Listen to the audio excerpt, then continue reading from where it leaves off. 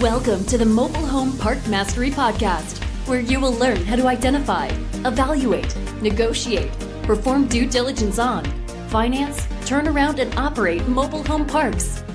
And now, here is your host, the fifth largest mobile home park owner in the United States, Frank Rolfe. Of all the seasons, summer is the most difficult for most park owners. However, winter has its own challenges too. This is Frank Rolfe, the Mobile Home Park Mastery Podcast. We're going to be talking about the arrival of winter and the survival guide for all community owners to have a happy and pleasant winter experience. Now, why is summer the worst? Well, summer brings forth the concept of mowing.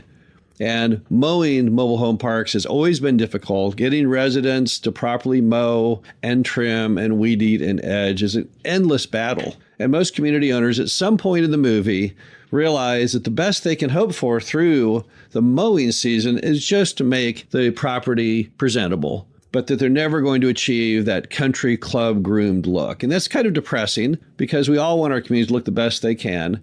But at the same time, we realize that our residents typically are perhaps a little landscaping challenged. So that's one problem. Another problem is the fact that utilities go up in the summer because more people are using water and they're out in their yard and they're doing different stuff. And you also have a lot more rules violations because, again, people are active outside and they're leaving, bikes everywhere and toys and tires and all kinds of stuff like that. That when winter comes in, we all feel like we get a break because the mowing ends and people tend to not be outside and not playing in their yards. So it's a really pleasant break. But there are some things you need to know about winter. And as we are going into winter here and the advent of the first snow in some markets, I don't think there's been much snow. In fact, I think they're holding a world record right now in Colorado. Denver still hasn't had any snow. But at the same time, I thought it would be good to review the things you need to know about winter just to make sure you're in good position during the holiday season. So the first thing that all community owners need to focus on as winter approaches are smoke detectors. And you got to make sure that you've got working smoke detectors completely compliant with all laws in your park-owned homes. And if you have any buildings like an office or community center, those need them too. In fact, it would be a good idea, based on what your insurance company tells you or your state association to do, to have the resident sign something saying that they agree that they have smoke detectors that are working. Now, why is that so important? Well, because most of the fires in mobile home parks occur during the winter, and the number one cause are space heaters. So what happens is that people either didn't pay the utility bill that powers their central system, or they decided to add in to the mix of how they heat their home a portable heater, typically not the expensive good ones that have tip-over prevention, that shut off if they fall over horizontally, but the really inexpensive ones that typically have those little metal strips in them and have absolutely no shutoff whatsoever. What'll then happen is they'll either have a pet knock it over into the carpet, which will light the carpet on fire, or they'll not paying attention. They'll go ahead and put the drapes or a piece of furniture in front of it, lighting that furniture on fire.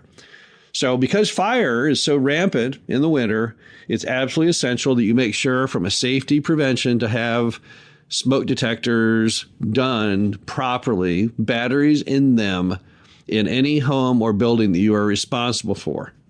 And it's also important to have the resident sign something noting that, simply because when they need some AA batteries to put in those Christmas toys, they look around and they suddenly realize where they can find some batteries. They don't want to take them out of the TV remote because they can't turn the TV on, but there's a smoke detector right there with some really nice AA batteries. And yeah, they're going to take that off the wall, take out the batteries, and then later when the house burns, claim it was your fault that you never put the batteries in. So you need to focus on smoke detectors going into this season. Also, it's time to get rid of all dead trees and dead tree limbs before the advent of ice storms. There's probably no greater stressor on trees other than high winds than the good old ice storm, not the granular ice, what I call sticky ice, where it's misting rain that's freezing on contact. That extra weight on the trees is a number one cause of tree failure, tree collapse. So get rid of all dead trees and dead tree limbs now before the first ice storm, because otherwise you will definitely regret it. It's also very important to do pipe winterization. What does that mean? It means that all your pipes coming out of the ground, they can't freeze. You cannot allow them to be in a position to freeze, because what will happen is then your customer will have no water service. And then equally bad, when that changes, when things warm, the pipes will rupture. So how do you do it? Well, you do it with a thing called heat tape, and then, of course, insulation. So just make sure that everybody is properly winterized, particularly your park-owned homes, your own buildings that you own. Make sure you've got that going on, because you don't want to have frozen pipes. Frozen pipes in the winter are one of the most unpleasant experiences imaginable. Also, go ahead and winterize your vacant park-owned homes. The homes that you don't have sold right now or don't have a deal pending on them, rather than depend on heat set at a low level to keep the pipes from freezing and having the pipes winterized, it's even safer yet to go ahead and fully winterize the home. That means you turn the water off down in the ground, and then a plumber will blow with air all the water out of all the lines. In this manner, that home is basically fully protected regardless of the temperature. Whereas if you don't do it that way, all you have to have is, for example, a power outage and your pipes will freeze. So it's safer, it's better just to properly winterize the home. Now, it doesn't preclude you from selling it, doesn't preclude you from renting it. You just have to go ahead and turn the water back on. But if the home will be sitting there through the winter, and let's all admit that the worst time of the year to typically sell homes or rent homes is during the holiday season, where the fewest number of people move, then it might be a better idea just to winterize the home totally. It's also time to go ahead and get your snowplow plan ready for when it does snow. In many parts of America, it doesn't snow as much as it used to, but still, it does occasionally snow. And what happens when it snows? Well, you have an obligation to the residents, typically, if it snows, to properly snowplow the streets so that they're safe for them to pass. Now, you're not trying to do the greatest job ever, because you can't afford to do the greatest job ever, but such things as entrances, these need to be snowplowed in such a manner that someone can effectively stop their car before they kind of slide off into traffic and turn onto your park without sliding across and hitting something up in the property. Now, based on what's been done in the past and what your state requirements are, you don't have to necessarily snowplow all of the pads and other items, but typically you do have to do some things in the form of safety regarding your streets. And since you can't do that yourself, you have to go ahead and find someone to do it, and you need to get a contract with them, or at least an understanding of what it will cost and the methodology to get them to go out and do the work. The problem is, if you wait until the first snow to do that, if you wait till the first snow and then you Google snowplows in my area, you will never be able to find anyone, because they're already booked by everyone else. So the time to find someone to do your snow removal is now, not when the snow ultimately hits. Finally, if you've got a lift station on your property, if you've got something that actually pumps the sewage uphill to the city's line, which many mobile home parks do, it's absolutely essential, probably at this time of year, that you obtain a generator that can run that lift station. Now, why is that so essential? Well, because if you do have a big ice storm and snowstorm, and this is supposed to be a La Nina year, which means more severe weather than most. It's supposed to be very similar to last year, which saw record low temperatures, at least here in Missouri. Never seen temperatures that low for that long a period of time. If you have that condition, and if you have a power grid outage, or you have an ice storm that blows the power lines down, here's what happens. Your lift station will no longer be able to push the sewage uphill, and effectively your sewage will then end. And that isn't going to work for you as a community owner.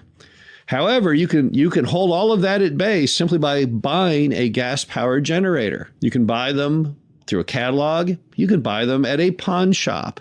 But the important thing is you need to have one and keep one in the park office. So what will then happen is, if there's a power outage, you seamlessly go, put the generator, hook the generator up, put gasoline in it, start it up, and it powers your lift station, and you have solved the crisis.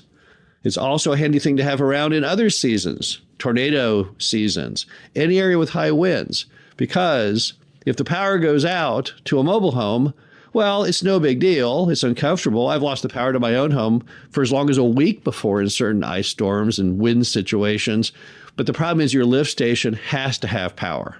It's not optional. So you can buy generators right now fairly readily, because not many people are out there looking for them. But again, if you have that big snowstorm, ice freeze, loss of power moment, what's going to happen? Everyone is going to flock to buying those generators, and you won't be able to find any. So if you have a lift station, this is the best time, as part of your Christmas shopping guide, to go out and get that new or used generator to power that lift station. Again, winter is a fun time of the year, holiday season, Christmas lights, meeting friends and family. It's all good, but those will give you some tips to make your mobile home park owning holiday season a little happier. This is Frank Rolfe, the Mobile Home Park Mastery Podcast. Hope you enjoyed this and talk to you again soon.